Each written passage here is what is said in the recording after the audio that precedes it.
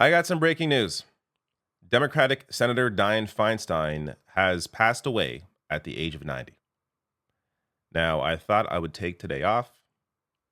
Then this happened. So let me quickly go over what led up to this point, what's been going on recently with Dianne Feinstein. I'll dabble a bit in her history. I'll show you a couple of clips as well. And then I'll end on what may happen now because this seat has to be filled. So, for a while now, it's been very clear that Dianne Feinstein should have already retired. She was hospitalized with shingles for several months, missing many key votes to confirm judges. There was no reason for her to hold on to her seat. And it increasingly appeared like it wasn't necessarily Feinstein who was trying to stay in, but the people around her who were enabling her, keeping her in. Because, for the past year, she's been wheeled around in a wheelchair, looking like this. This is somebody who is not well, and not just because of their age or because she doesn't appear to be well, but because of moments like this. So this is during this is back in July. Feinstein told to just say aye, an awkward Senate committee moment. Check this out. 90-year-old Senator Dianne Feinstein appeared confused during a Senate Appropriations Committee meeting. That moment happened during a key markup meeting for a budget bill. The clerk will call the roll. Senator Feinstein.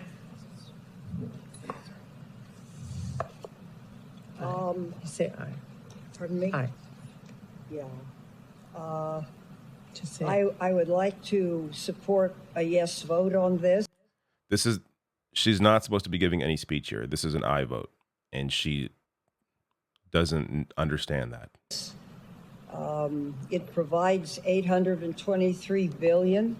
That's an increase of $26 billion for the Department of Defense, and it funds priorities submitted.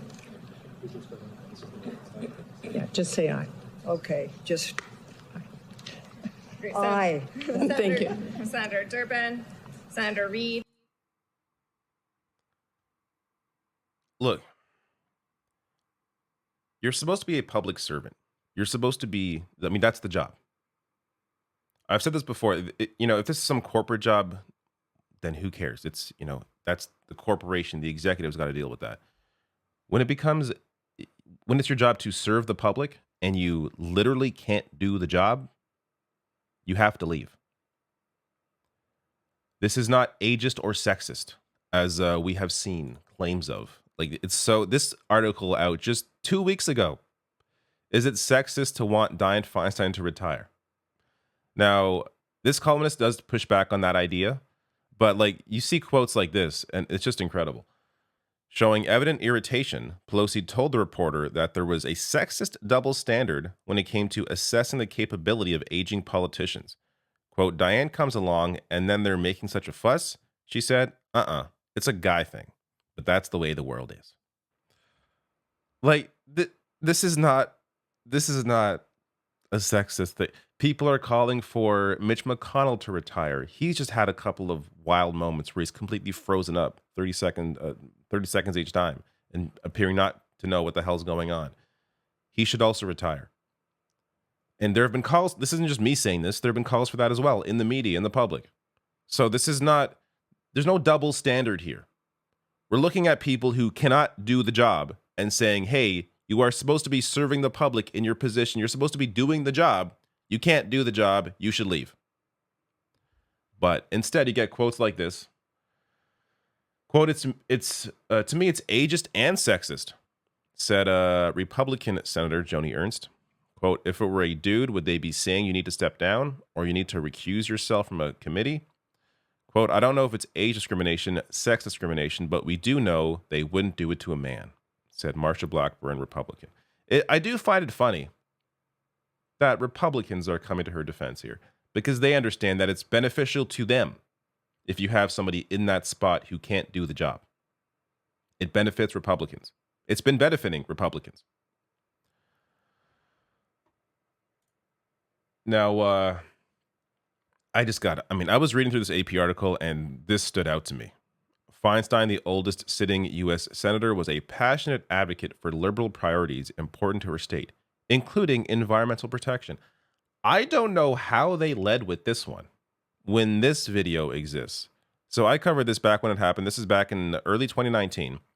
You have climate activists here, young kids, confronting Dianne Feinstein, asking her to support some basic climate change legislation, and watch this interaction. Scientists have said that we have 12 years to turn this around.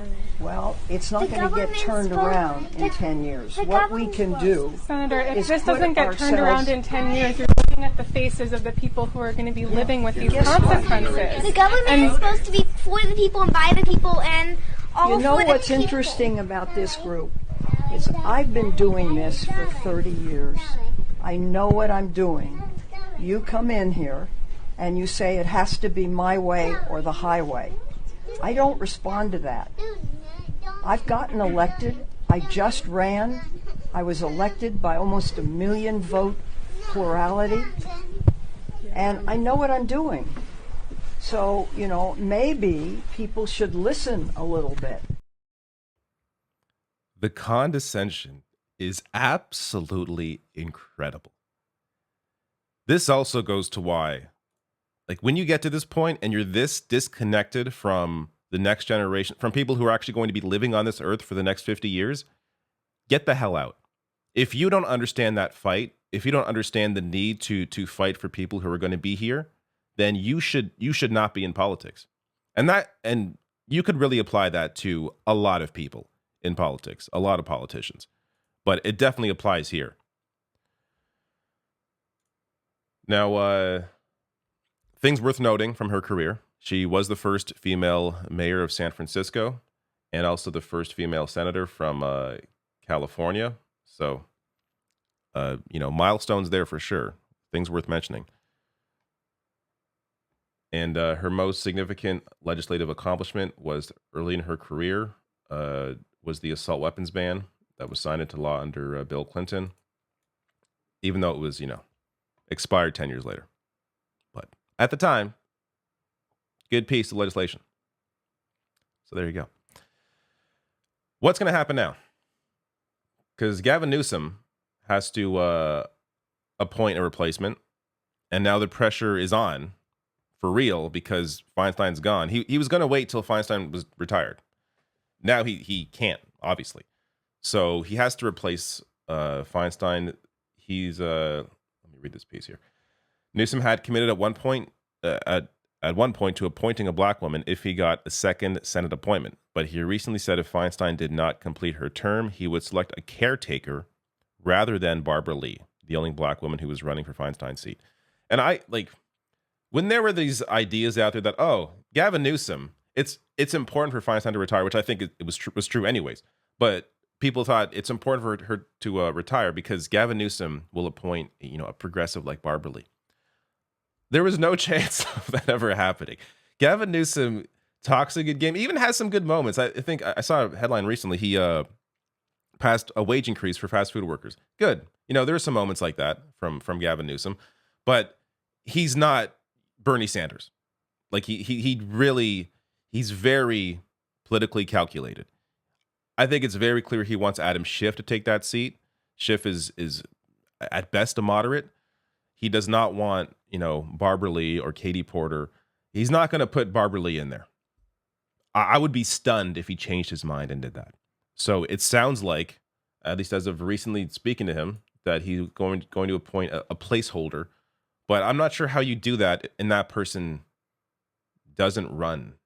Like, if you have someone there now and is there for a couple years before this election happens, that gives them an advantage. That's why people were hoping Barbara Lee would go in there, because she is running and wants that seat. Who's going to take that seat and just not run? Can you guarantee that person's not going to run? So I'm not sure what this caretaker, who this caretaker is going to be, and just the whole idea behind it. But, this is one this story, of course, just happened. Feinstein just passed away. So we're going to see in the next several days what the next steps here are. But I don't know. Feinstein. Look, I'm not here to give a history of Dianne Feinstein. I'm sure there are moments back in the '70s, back in the '80s, that were positive for Dianne Feinstein, where maybe she was pushing some progressive change. I'm not that familiar with her history going back to the '70s and '80s. I don't know. What I do know is that her impact recently has been negative, and that again isn't even necessarily on her. I think it's largely on the people around her, her family, that were keeping her in the seat when they must have known that she was not capable of doing the job.